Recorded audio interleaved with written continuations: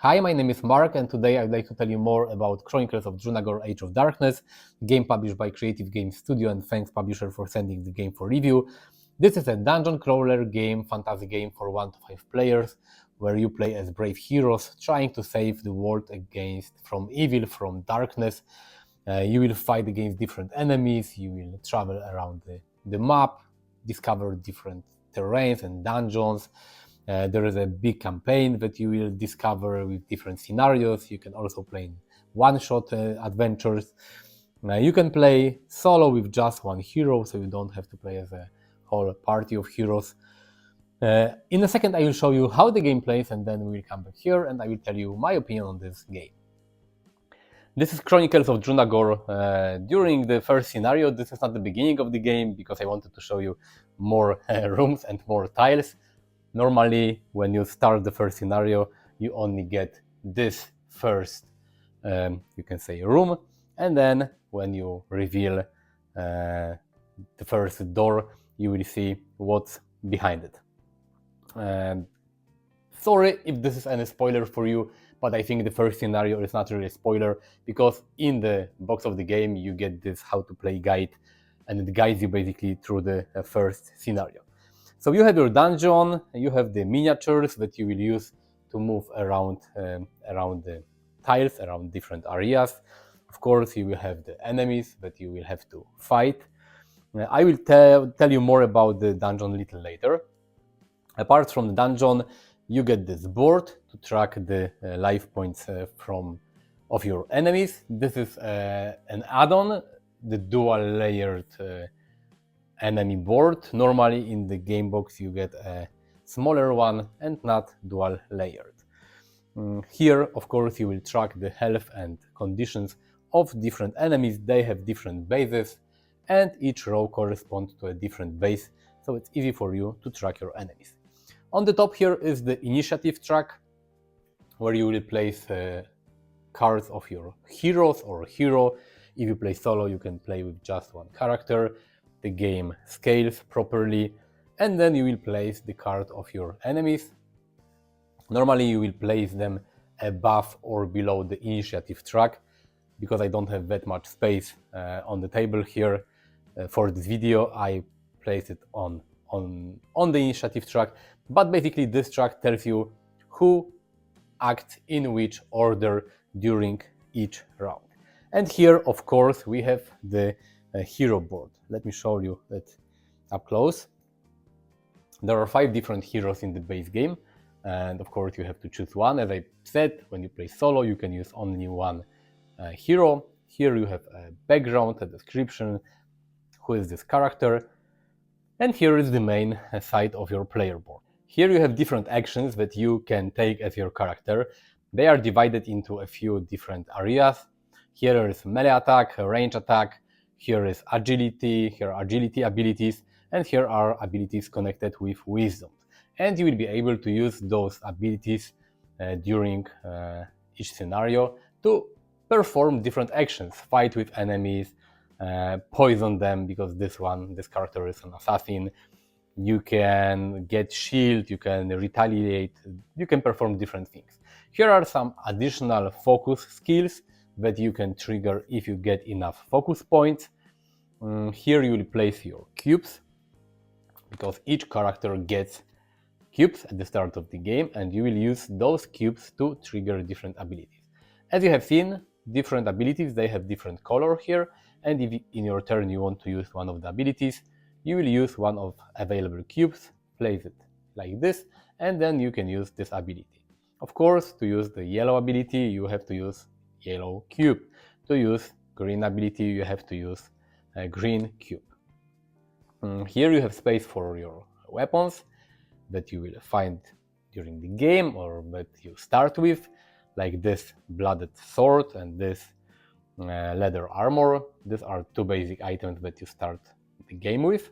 But already here you can see, for example, if you want to use the special ability of your leather armor, you can place any cube you want, because this allows you to prevent 2 incoming damage and then move. So you can place any cube you want.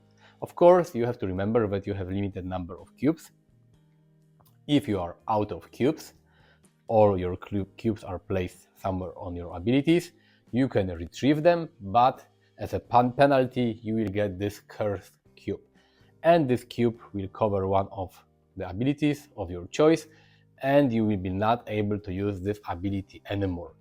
Of course, there are ways to remove the curse cube from your player board. You need the cleanse ability, but basically the longer you play and the more cubes you use to trigger different abilities, and then when you will retrieve those cubes, you will add more and more curse cubes to your player board.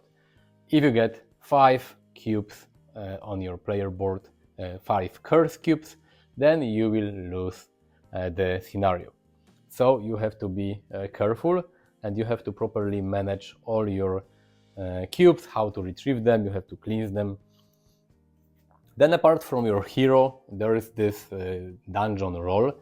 I play as a defender, but there are 5 different roles like support and leader and striker, controller, defender. And if you choose a character and then if you choose a role, you get additional skills dedicated for this specific role, like for the defender, and there are additional abilities that you may use.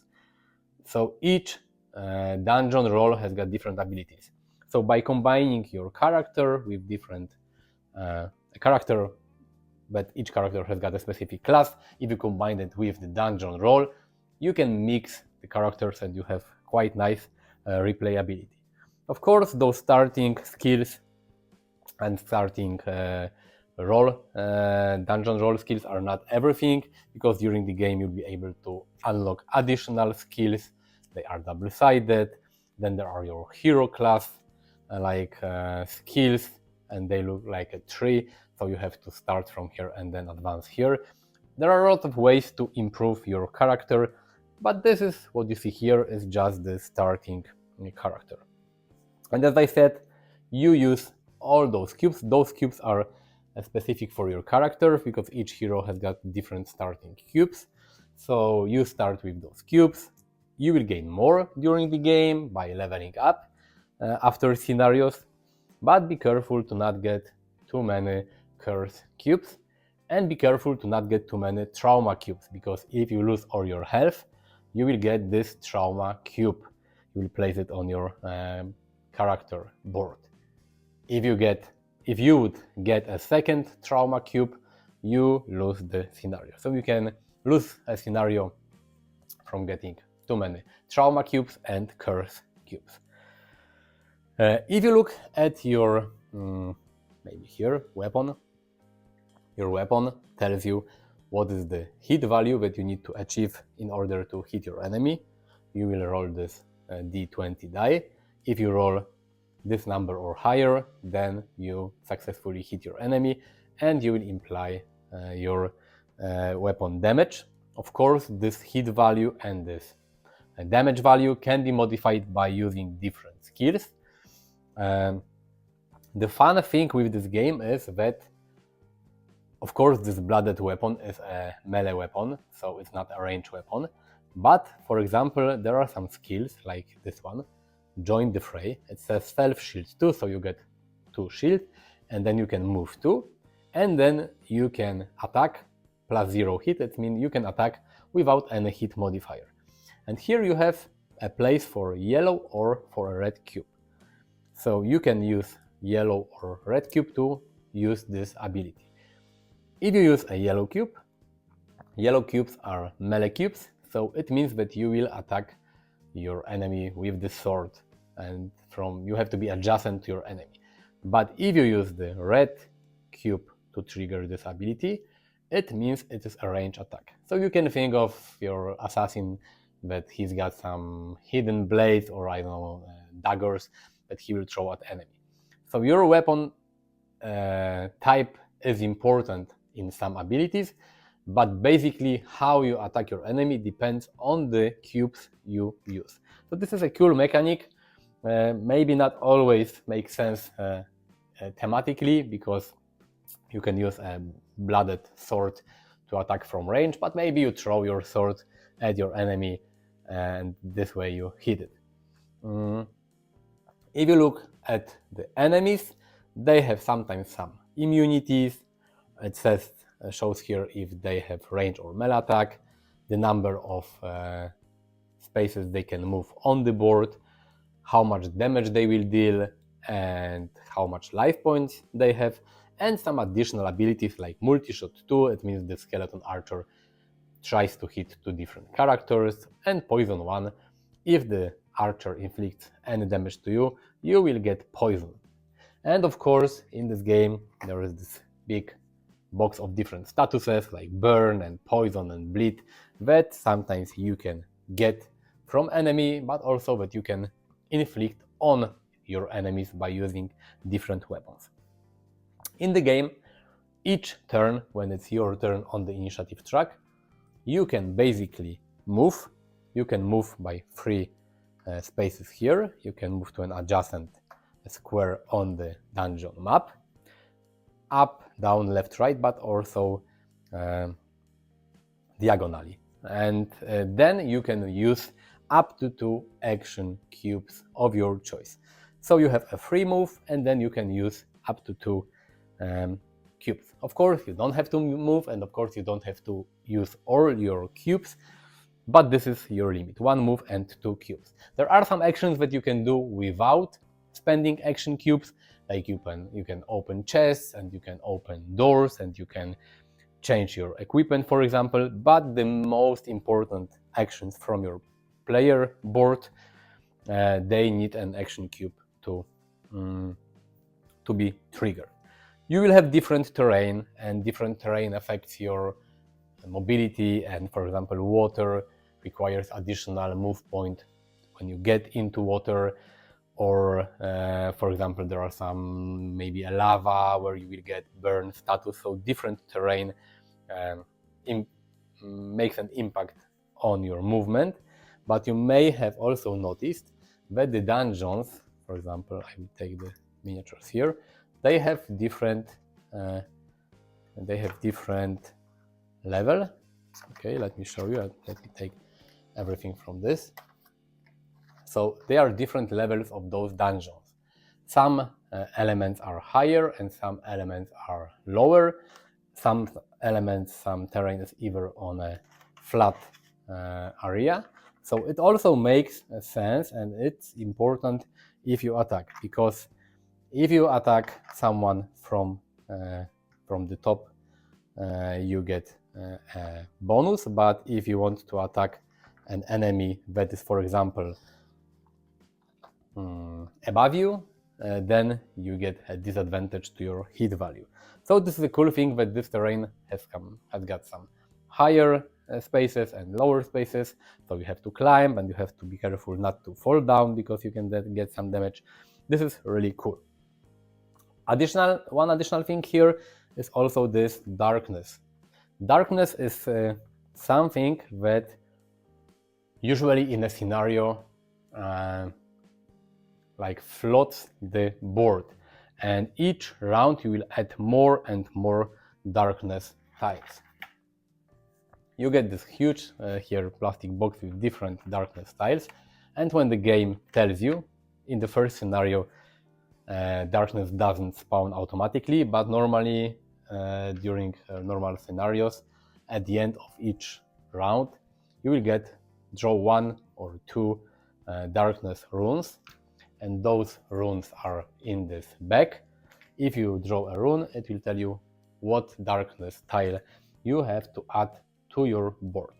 And if you have to add darkness tile, you take the tile shown on the rune, and you have to add it to the dungeon. Darkness gives bonuses to your enemies and reduces your hit value when you are in the darkness. You get damage from darkness, and enemies deal more damage to you if they attack you from a darkness spot. And because the darkness gets added to the board basically each round, you have to be really careful, and you have to hurry, because there will be more and more darkness on the board. So darkness is really cool. Different levels are quite interesting, because you can get advantage or disadvantage when you attack enemies. You have different terrain types. Sometimes in a scenario when you have an option, you will get this interaction book, and this is really cool because sometimes when you encounter something, you get this interaction book. When you get an interaction book, you have different choices here, and depending on the interaction value, you can take 1 or 2 choices, and depending on your choice, you will read a specific paragraph in the storybook in this game. So this is really cool because this is kind of like a point and click adventure games. During the 80s and 90s, you have different choices, and you have to pick something, and then you will read a story.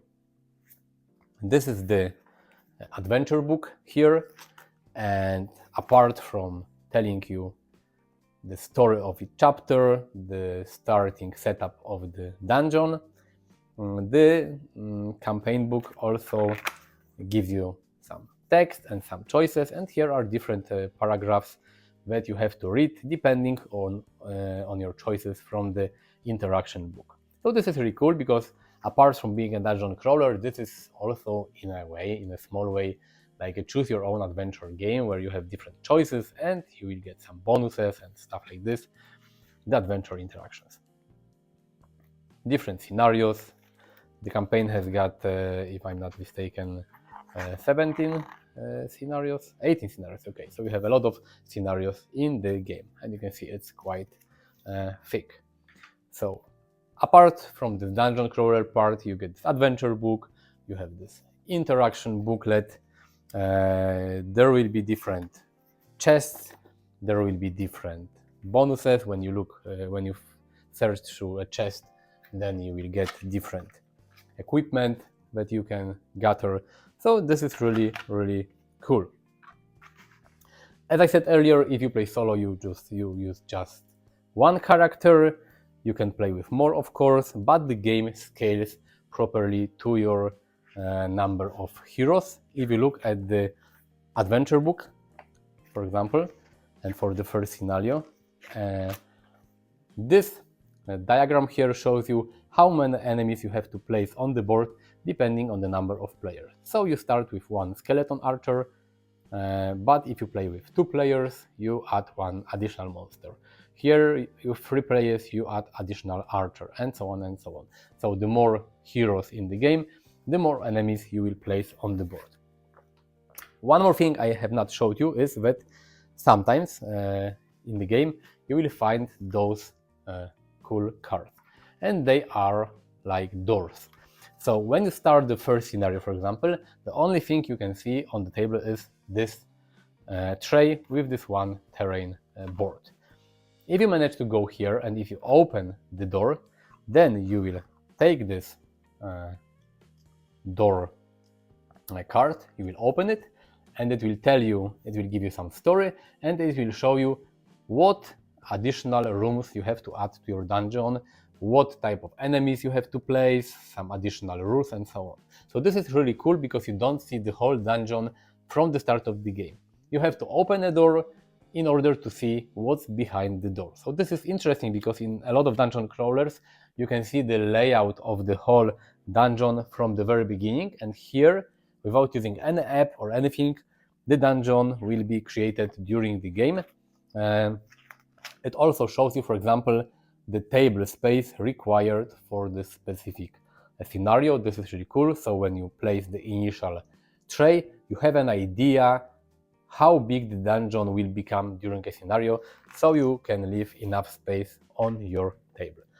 And this is basically how you play Chronicles of Drunagor. You have your turn where you move, you can place your action cubes, then the enemies will play, they will try to move, they move quite clever. If they can get on darkness tile, they will do it because they get bonuses.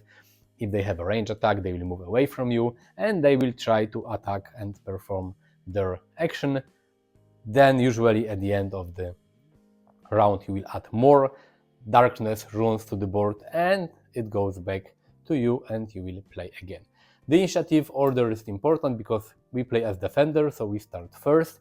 But for example, if we would play as the controller dungeon class, we will be last in the initiative order. So it's not like all heroes play their actions and then all enemies play the actions. So depending on your character and depending on the enemy and your dungeon role, you will be placed somewhere here on the initiative track.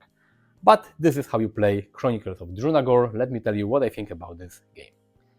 So now you know how to play Chronicles of Drunagor. Let me tell you what I like and don't like about this game. Pros, I like the action cubes and this whole mechanic that you have to use the cubes to perform different actions and then the cubes come back, but then you get a curse. So this is very fun element of the game. As for the dungeons, I like that they have different levels, and it's important if you're higher or lower, because you can get some bonuses to attack or some negative modifiers to your hit. So the 3D dungeons, they not only look good, but they also give additional level of tactics to the game. Just like the darkness is also fun. You add more darkness tiles to the board, and the enemies, they are stronger when they fight from darkness. You get some damage and disadvantages if you are on the darkness tiles. So the darkness forces you to move faster on the board, to go to new rooms and open and continue and finish a scenario, and don't waste too much time because there will be more and more darkness on the board. The game scales quite well. You can play with just one hero if you play solo, or with two heroes if you like. You don't have to play as a whole party of adventurers, which is really cool. I know that there are people that prefer playing with just one hero. I also like to play with just one hero sometimes, because having to manage many heroes that are quite complex can be difficult. So you can play solo with just one character. You have a lot of scenarios in this base game. There are 18 scenarios, a lot of gameplay, a lot of story, a lot of dungeons, a lot of adventures. With just the base game, there are more expansions for this game available on the publisher website. But with just the base game, there is a lot of gameplay and story. There are 5 asymmetrical heroes, which is cool. Each hero feels differently, with different abilities and skills and ways to level up. So each hero feels different, which is really nice. I like the Book of Interactions because, as I said earlier, it reminds me of the old point-and-click adventure games that I played a lot as a kid. And overall, the game has a nice balance between story and gameplay. You don't have to read, 10 pages long story fragments from the book. And on the other hand, you are not only doing dungeon crawling without any backstory. And here it's cool. Most of the gameplay is, of course, walking through the dungeons and fighting with enemies. But there is also a lot of story that allows you to get to know the heroes and the main plot of the game. One more thing about the gameplay, I like the doors that are on the small card. And when you open a door, you reveal the next part of the map, and this is really cool because some games, they show you the whole map at the start of the game. Some games use an app to generate the remaining part of the dungeon, and here it's an analog solution that works well. You have the doors, you open a door, you read what's inside, you add another rooms, and you continue playing. So this is cool. And one also cool thing is all those trays and boxes that are in the game box. They really speed up setup, and it's quite easy to set everything up, but also put everything back to the box. You just take all the trays, you remove the lids, and you don't even have to remove the components from the trays, like there are different boxes for cards. You can leave those cards in the boxes, then when you finish your adventure, you close everything, put back in the box. So the trays and boxes here are well designed. What I don't like about the game is that I think that there are too few enemies, different enemies in the base game. I know that there are I know that there are expansions for this game with additional enemies and bosses and everything, but the base game has got a limited number of different enemies. Of course, they have different variants, and maybe the advanced skeletons behave a little different than the rookie skeletons, but still you will see a lot of skeletons and cultists, and I wish there were more different type of enemies in the base game. Another thing is that the rulebook, on one hand, it's well written and explains everything, but it's quite thick, over 60 pages.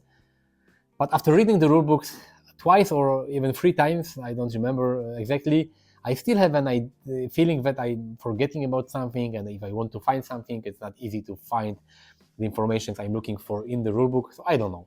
Maybe it's just me, but I'm struggling a little with the rulebook, and because it's quite long and it doesn't have an index on the back, I sometimes have problems with finding the information I'm looking for.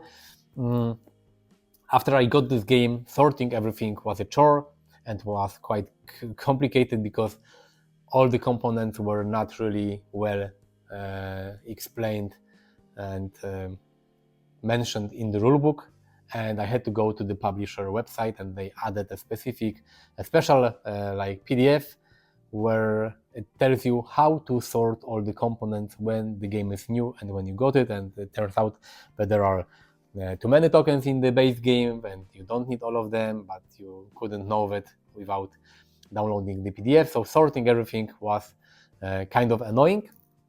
And the last thing is that even though this is a edition of this game 1.5, because this is like a second edition of Chronicles of Drunagor, there are still a lot of errors in the rulebook and on some cards and on some door cards, and there are some elements in the rulebook that tells you to go to a specific page to find something, but you cannot find this information on this page.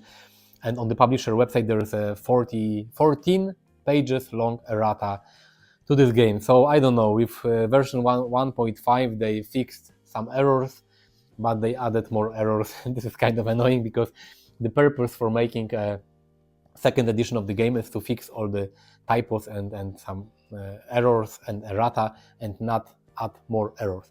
But apart from that, I had a lot of fun with Chronicles of Drunagor, a fun dungeon crawler with interesting gameplay, quite unique gameplay elements like 3D dungeons and the darkness and initiative track and the action cubes that you have to use. Interesting story, some reading, some fighting, some adventuring, fun game. As I said, there are a lot of expansions for this game. There was another Kickstarter with a huge adventure expansion in a box as big as this one. There are some smaller expansions with just heroes and some enemies and additional scenarios. So a lot of content for this game, but with just the base game, apart from the limited number of enemies, there's a lot of content here, and you can just get the base game, maybe one additional monster pack, and you will have a lot of fun, a lot of scenarios, cool campaign. So a really fun game, as long as you like dungeon crawlers with the story where brave heroes have to save the world from evil. Click the like button if you like the video, subscribe to my channel, visit me on Facebook, Twitter, Instagram. You'll find all the links in the description of the video. I will put link to my unboxing video of this game there as well if you are interested in seeing all the components. That's it. Thanks for watching. See you next time. Bye.